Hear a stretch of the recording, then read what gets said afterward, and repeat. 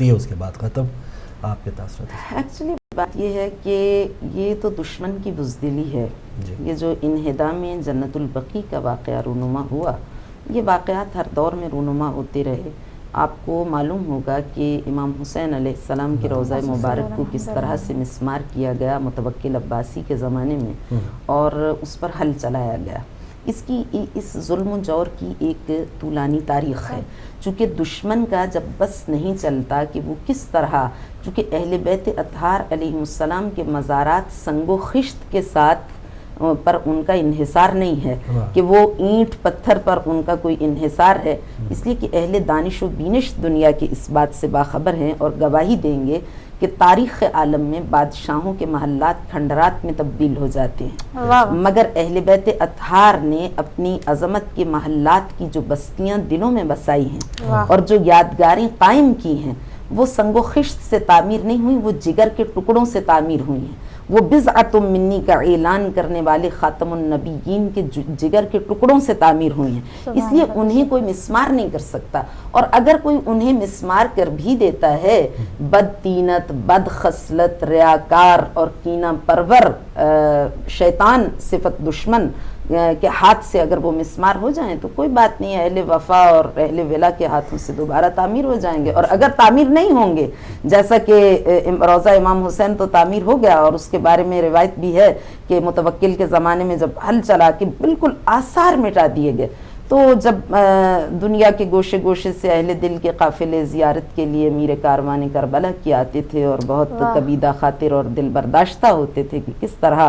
اپنے امام کی زیارت کا، ان کی مرقد مبارک کی زیارت کا شرف حاصل کریں، تو اس وقت کے امام معصوم نے فرمایا کہ تمہیں گھبرانے کی ضرورت نہیں، خداوند متعال یہاں پہ ایک درخت اگائے گا قبر حسینی کے اوپر. اور پھر اب آپ جب کربلا جائیے تو وہاں پر جب آپ روضہ اقدس سے باہر نکلتے ہیں تو ایک خیابان ہے جس کا نام ہے شارع الصدرہ. صدرہ عربی زبان میں بیری کے درخت کو کہتے ہیں. خالق کائنات نے ایک بیری کا درخت اگایا امام معصوم کی دعا سے، جو عین ذریع مبارک کے اوپر سرہانے کی جانب تھا. وہ دلیل بنا کہ یہ قبر حسینی ہے، اور پھر اس کی امامان معصوم نے تصدیق بھی کر دی، اور پھر وہاں روضہ مبارک تعمیر ہوا. تو عرض یہ کر رہی تھی کہ اگر مسمار ہو جائیں تو اہل ولا اور اہل وفا کے ہاتھوں سے پھر تعمیر ہو جائیں گے، اور اگر تعمیر نہ ہوں تو جنت البقیع کی طرح ان کی اداسی اور غربت بھی اپنے دامن میں اپنی نوعیت کی رونق لیے ہوئے ہے. افراد کے دلوں سے ان کی محبت اس لیے ختم نہیں ہو سکتی کہ یہ محبت و مودت جو ہے یہ سنگ و خشت کی وجہ سے نہیں ہے، بلکہ یہ قل لا اسألکم علیہ اجرا الا المودۃ فی القربہ کے حکم ربی کے ماتحت پیغمبر گرامی اسلام صلی اللہ علیہ وآلہ وسلم نے قرآن کریم کی آیت کے ذریعے سے اس محبت و مودت کو واجب قرار دیا اور اجر رسالت کے طور پر اس کا تعارف کرایا. تو یہ باقی اور جاری و ساری رہے گی، مگر یہ تعصف کا مقام ہے. یہ ایک انتہائی متاسفانہ بات ہے کہ اہل اسلام جن کا چند ایک چیزوں پر اتفاق ہے، اور یہ اتفاق ایک معجزہ ہے اور معجزہ خالدہ ہے. قرآن پر اتفاق ہے، صاحب قرآن پر اتفاق ہے، اور کعبہ پر اتفاق ہے، اور آسمانی کتابوں پر اتفاق ہے. خالق کائنات یعنی یہ موحد جو ہیں مسلمان، یہ رسول عربی پر، ان کی صداقت پر اتفاق رکھتے ہیں، قرآن کریم پر متفق ہیں. اب جب قرآن کریم پر متفق ہیں تو قرآن کریم نے فرمایا وَمَا يَنْطِقُ عَنِ الْهَوَىٰ إِنْ هُوَ إِلَّا وَحْيٌ يُوحَىٰ. یہ پیغمبر کبھی اپنے خواہشات نفسانی کی پیروی میں کوئی بات نہیں کرتا، بلکہ جب بھی اس کے لب تکلم ریز ہوتے ہیں، جب بھی اس کے لبوں میں تحرک ہوتا ہے تو وحی الہی کا نزول ہوتا ہے، تو یہ پیغمبر بات کرتا ہے. اب وہ پیغمبر جب یہ فرمائے کہ انہم منی وانا منہم، واہ واہ، پروردگار یہ مجھ سے ہیں اور میں ان سے ہوں. اللہم ان ہؤلاء اہل بیتی وخاصتی وحامتی لحمہم لحمی ودمہم دمی. پروردگار یہ میرے اہل بیت ہیں، یہ میرے خاص ہیں، یہ میرے جگر پارے ہیں، یہ میرے گوشت کے ٹکڑے ہیں، ان کا خون میرا خون ہے، ان کی رگوں میں میرا لہو رواں ہے. تو اب اس پیغمبر کی وہ اولاد جن کے فضائل حمیدہ کو پیغمبر گرامی اسلام اپنی زبان سے بیان کریں اور یہ بتائیں کہ یہ حکم الہی کی بجا آوری میں ان کے فضائل کو تم سے متعارف کرا رہا ہوں کہ یہ فاطمہ میری دختر بلند اختر صرف نہیں، یہ سیدۃ نساء العالمین ہیں، یہ حسنین صرف میرے نواسے نہیں بلکہ ان الحسن والحسین سیدہ شباب اہل الجنہ، یہ جوانان جنت کے سردار ہیں، وہ جنت جس میں انبیاء اعظام الہی بھی جائیں گے ان کے سردار ہیں۔ یہ علی ابن ابی طالب یہ کوئی عام شخصیت نہیں بلکہ انا و علی من نور واحد، میری اور علی کی کیفیت سری ایک ہی ہے۔ تو پھر ان شخصیات مطہرہ کے روضہ مبارک کو مسمار کیا جائے اور امت مسلمہ خاموش رہے، تو پھر امت مسلمہ کا یہ جو انحطاط ہے، ذلت ہے، رسوائی ہے، یہ تعجب کا مقام نہیں ہے۔ جب ہمیں اپنے لوگ ان آثار قدیمہ کو باقی رکھتے ہیں جس ملک میں آپ موجود بھی ہیں، جن کی ہسٹری اتنی شرمناک ہے اور اتنی غیر اخلاقی ہے، انسانی اقدار سے گری ہوئی، وہ ان کو باقی رکھتے ہیں، اور ہمارے آثار قدیمہ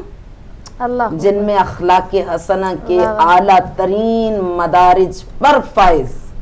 بلند ترین کردار، اوج عظمت پر، کردار کی معراج پر پہنچی ہوئی شخصیات، ان کے آثار، ان کو مٹا دیا جائے اور امت مسلمہ خاموش رہے۔ تو اسی لیے پھر مسلمان آج اتنی اکثریت کے باوجود دنیا میں دوسرے مذاہب کے فالوورز کو اگر دیکھا جائے تو اس اعتبار سے مسلمان کی تعداد دنیا میں بہت زیادہ ہے، مسلمان کے پاس دولت بہت زیادہ ہے، مسلمان ممالک بہت زیادہ غنی ہیں، بہت زیادہ ثروت مند ہیں، مسلمان کو خداوند متعال نے دانش بہت دی، اور اس کے علاوہ مسلمان کی سب سے بڑی قوت روز آخرت پر اس کا یقین ہے، جیسا کہ قرآن کریم میں خالق کائنات نے ارشاد فرمایا من کان یرجو لقاء ربہ،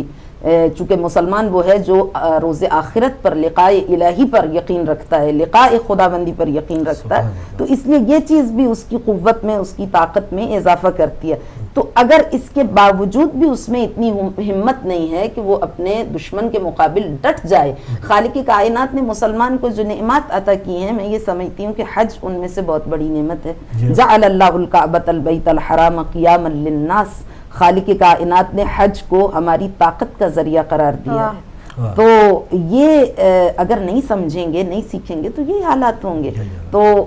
یہ کوئی مسئلہ اہل تشیع کا نہیں ہے کہ اہل تشیع کی ملکیت ہے، ان کی پراپرٹی ہے۔ پیغمبر گرامی اسلام کائنات انسانیت کے نجات دہندہ ہیں، اور حتیٰ کہ وہ لوگ جو نان مسلم ہیں انہوں نے بھی آقا نامدار سرکار رسالت مآب صلی اللہ علیہ وآلہ وسلم کے فضائل کو نہ صرف یہ کہ تسلیم کیا بلکہ ان کا تجزیہ و تحلیل کیا، اور ان کے اوپر کتابیں لکھتے ہوئے یہ کہا کہ یہ کائنات انسانیت میں ایسے شخص کا ظہور پذیر ہونا یہ بہت سے ہزاروں میں ایک معجزہ رونما ہوتا ہے۔ تو ایسی شخصیت جن کے عطرت طاہرہ، جن کے فضائل کو انہوں نے بیان کیا، ان آثار کو قائم رکھنا ہماری اپنی فلاح و صلاح و سعادت کے لیے بہت زیادہ ضروری ہے۔ تو اگر میرا خیال ہے کہ مسلمان اس کے لیے پروٹیسٹ کریں، پیسفل پروٹیسٹ کریں، ہماری قوم کبھی ایسے احتجاج کی قائل ہی نہیں رہی جس میں کسی کو تکلیف پہنچے، اور اس کی سب سے بڑی دلیل ماتم ہے۔ بالکل سر، ماتم ایک ایسا احتجاج ہے، ایک ایسا پیسفل پروٹیسٹ ہے جو کسی کو نقصان تو نہیں پہنچاتا مگر ہر ایک کو اپنی جانب متوجہ ضرور کرتا ہے۔ تو ایسا احتجاج اسلام نے سکھایا ہے۔ تو احتجاج ہونا چاہیے پوری دنیا میں یوم انہدام جنت البقیع پر، اور دشمن کی اس شرمناک اور بزدلانہ حرکت کو بے نقاب کرنا چاہیے۔ لوگوں کے اندر ایک فکر انگیزی پیدا کرنی چاہیے تمام مسلمانوں کو کہ آخر اس کے پس پردہ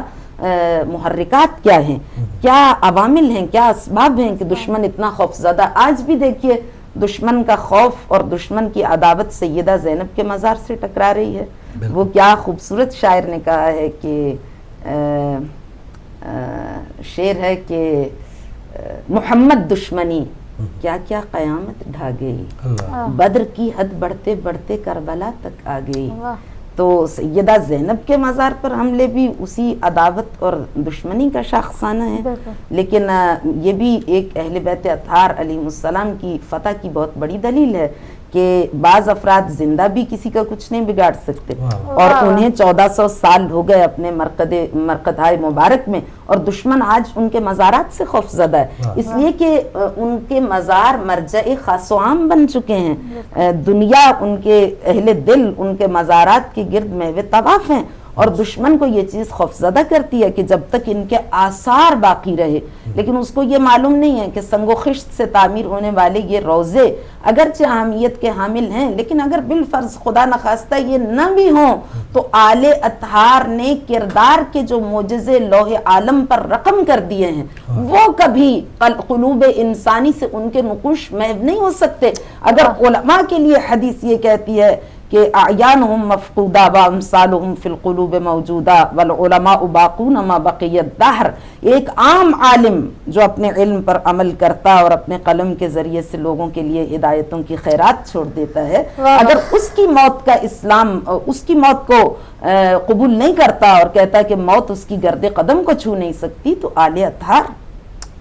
جن کو خزان العلم کہا گیا، جو علوم الہی کے گنجینے اور خزینے ہیں اور ان کی اتنی بڑی بڑی خدمات ہیں، تو ان کی خدمات یا ان کے کردار کی روشنیاں جو نقش ہو چکی ہیں لوح قلوب پہ وہ کبھی محو نہیں ہو سکتی۔ اس لیے روزوں کا مسمار ہو جانا یہ کوئی اتنی بڑی نہ تو یہ نئی بات ہے اور نہ ہی یہ کوئی بڑی بات ہے۔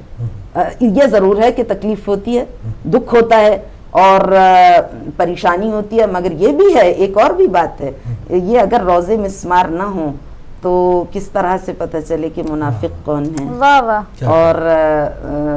پیغمبر گرامی اسلام صلی اللہ علیہ وآلہ وسلم کے صحیح چاہنے والے کون ہیں۔ یہ بھی ایک امتیاز ہے، یہ بھی ایک حد فاصل ہے ان دونوں گروہوں کے درمیان کہ ہر دور میں اموی کردار اور جو علوی کردار ہیں ان کے تعارف کا ذریعہ یہ چیز قرار پاتی ہے۔ تو